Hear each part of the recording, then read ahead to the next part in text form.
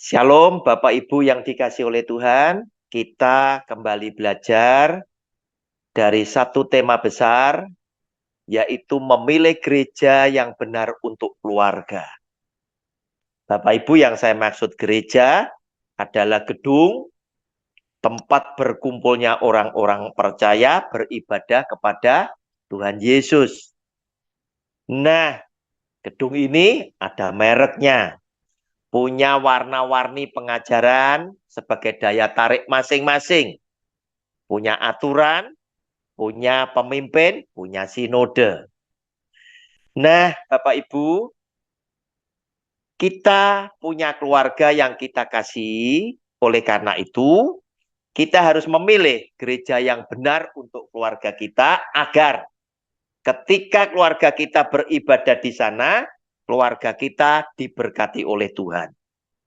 Judul yang keempat, yang terakhir, yaitu pemimpin gereja yang tidak menyesatkan jemaatnya.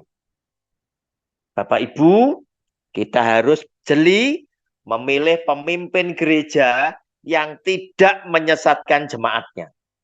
Pertanyaannya, Anda pasti bertanya kepada saya, memangnya ada pendeta yang menyesatkan? Bapak Ibu, saya tidak sebutkan namanya. Tetapi saya akan jawab pertanyaan Bapak Ibu, tidakkah Anda membaca yang diperingatkan oleh Tuhan Yesus di dalam sabdanya? Waspadalah bahwa di akhir zaman akan muncul banyak nabi palsu, pengajar-pengajar palsu, guru-guru palsu. Itulah sebabnya Tuhan Yesus memperingatkan, karena memang penyesatan itu harus ada. Dan firman ini pun diutarakan oleh Tuhan Yesus.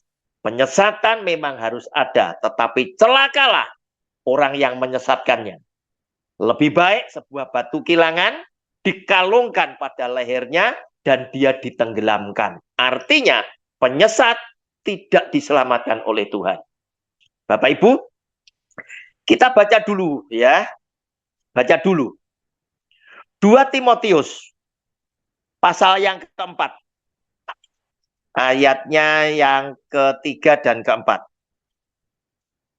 Karena akan datang waktunya, orang tidak dapat lagi menerima ajaran sehat. Tetapi mereka akan mengumpulkan guru-guru menurut kehendaknya untuk memuaskan keinginan telinganya. Mereka akan memalingkan telinganya dari kebenaran dan membukanya bagi dongeng. Bapak Ibu, lihat, sudah diperingatkan bahwa nanti akan tiba saatnya jemaat-jemaat tertentu, bos-bos tertentu yang diinjili secara pribadi itu sengaja mendatangkan. Yang laris adalah guru-guru palsu yang menyampaikan sabda itu hanya untuk memuaskan telinga, menyenangkan hati, karena yang disampaikan itu bukan kebenaran, ya. Justru mereka akan memalingkan telinganya dari kebenaran. Kenapa? Karena guru-guru ini memang mengajarkan hal-hal yang palsu, yaitu yang disebut di dalam Alkitab ini, mereka akan memalingkan telinganya dari kebenaran dan membukanya bagi dongeng. Bapak Ibu, yang dimaksud dongeng itu apa? Dongeng itu adalah seseorang itu berkhotbah, mengajar salah satu ayat, ya. Terus kemudian Tuhan tidak pernah menjanjikan dia ngomong di luar bacaan ini tadi. Satu misal, saya ambil contoh ya. Ya. Ketika pendeta bilang, jika kamu membayar persepuluhan kepada Tuhan, ya, maka Tuhan, nah ini dongengnya mulai di belakangnya. Tuhan akan memberkati anak cucu cicitmu, keturunanmu berkelimpahan. Ya, kamu akan diangkat oleh Dia menjadi kepala dan bukan ekor. Ya, kamu akan diangkat, dia terus naik dan tidak pernah turun. Kamu akan dilepaskan, dari sakit penyakit. Kamu akan dibebaskan dari segala malapetaka dan lain sebagainya dan lain sebagainya. Padahal kalau saudara baca, itu Tuhan tidak pernah berkata demikian. Bahkan kalau saudara nanti belajar dan sempat saya videokan, ya, Anda nanti baru akan tahu bahwa Maleakhi pasal 3 ayat 10 itu adalah firman Tuhan yang sedang mengutuk bangsa Israel dan para imam. Nah, catat baik-baik itu, ya. Mereka suka dengan dongeng, akibatnya suka diberi dongeng ini tadi mengakibatkan jemaat yang masih baru, yang masih bayi imannya ini tadi, walaupun dia seorang bos, itu menjadi seperti kanak-kanak yang tidak pernah mau menerima kebenaran, yang tidak pernah mau menerima hal-hal pelajaran-pelajaran atau makanan yang keras.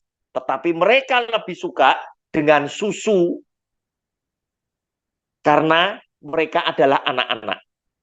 Bapak Ibu, kita lihat sekarang Ibrani pasal 5 ya.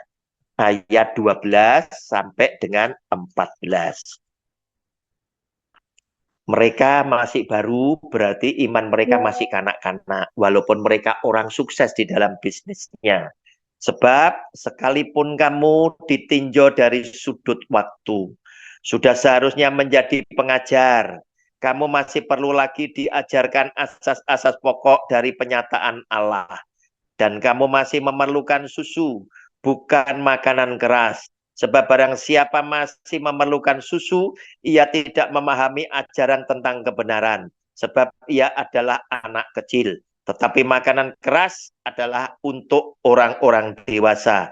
Yang karena mempunyai panca indera yang terlatih untuk membedakan yang baik daripada yang jahat. Bapak Ibu, jemaat yang masih baru, walaupun dia sukses di dalam bisnisnya,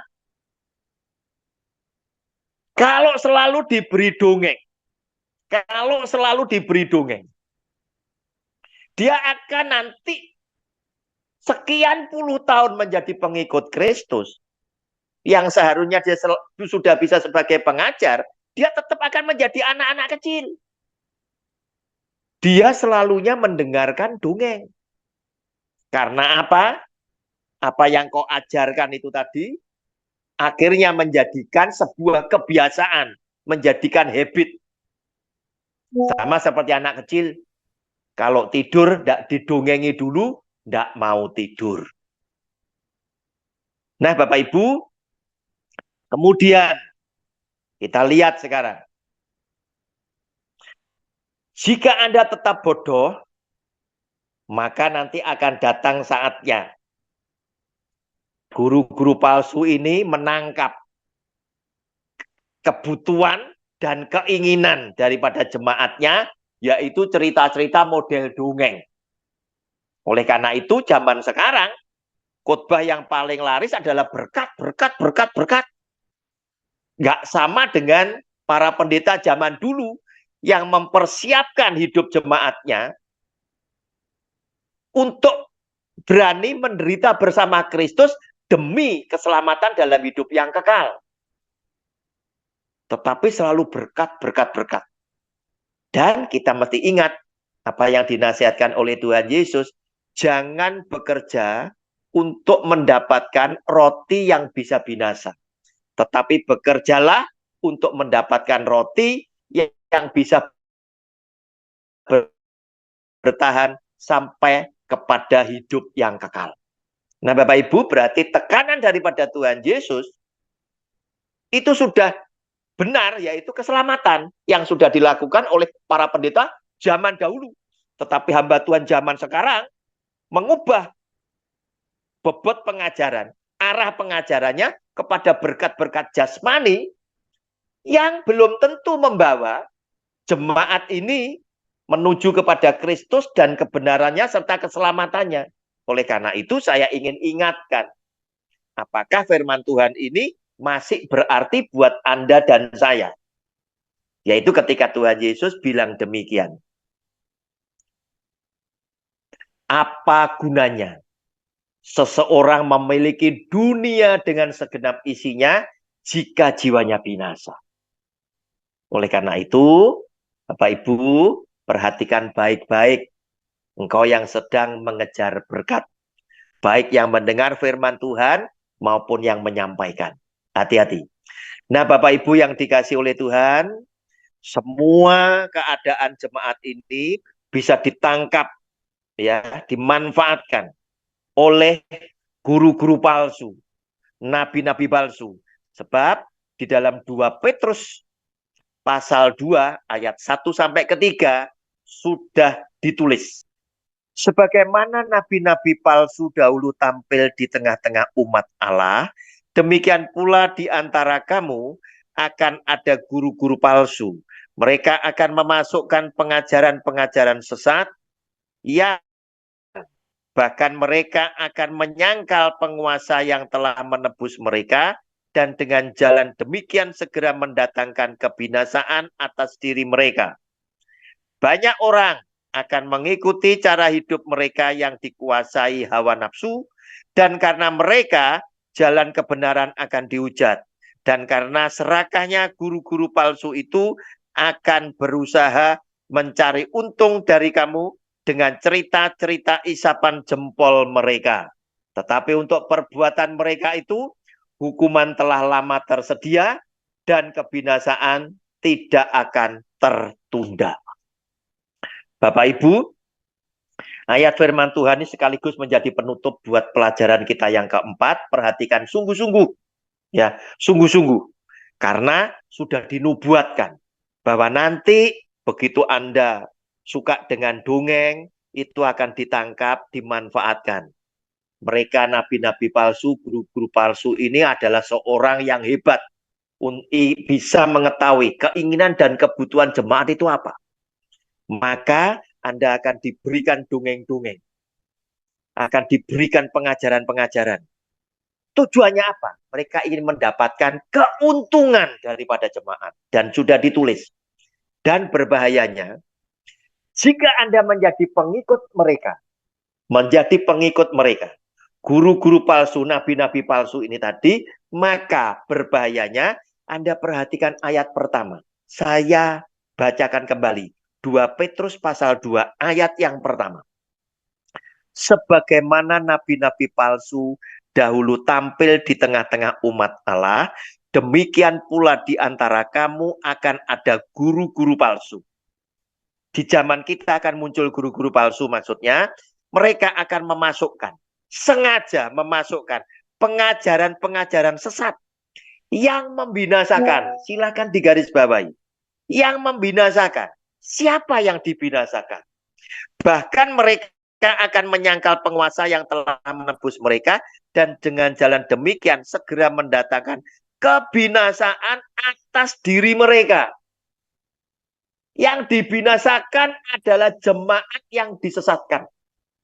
Hati-hati Bapak Ibu. Oleh karena itu, nasihat saya untuk menyambung video saya yang lain, ya, bahwa Anda harus belajar secara mandiri tentang kitab suci, memahami isi kitab suci, dan sampai kapanpun Anda harus tetap belajar, ya, supaya Anda bisa tahu mereka ini pembicara yang menyampaikan ajaran Yesus Kristus atau bukan. Sebab, ya, ada banyak pembicara yang menyesatkan. Dan di dalam pelajaran kita yang keempat, judulnya adalah Anda harus memilih pemimpin gereja yang tidak menyesatkan jemaatnya. Untuk Anda bisa tahu dia menyesatkan, pembicara ini menyesatkan atau tidak, otomatis Anda wajib belajar mulai sekarang sampai dengan tarikan nafas yang terakhir, Anda mengerti isi hati Tuhan. Jika video yang singkat ini menjadi berkat buat Bapak Ibu, dengan kerendahan hati, saya mohon, berkenanlah Bapak Ibu membagikan kepada keluarga yang lain, kepada sahabat-sahabat yang lain, dan saudara-saudara seiman lainnya, agar supaya mereka juga beroleh berkat yang sama. Tuhan Yesus sudah memberkati kita semuanya. Amin.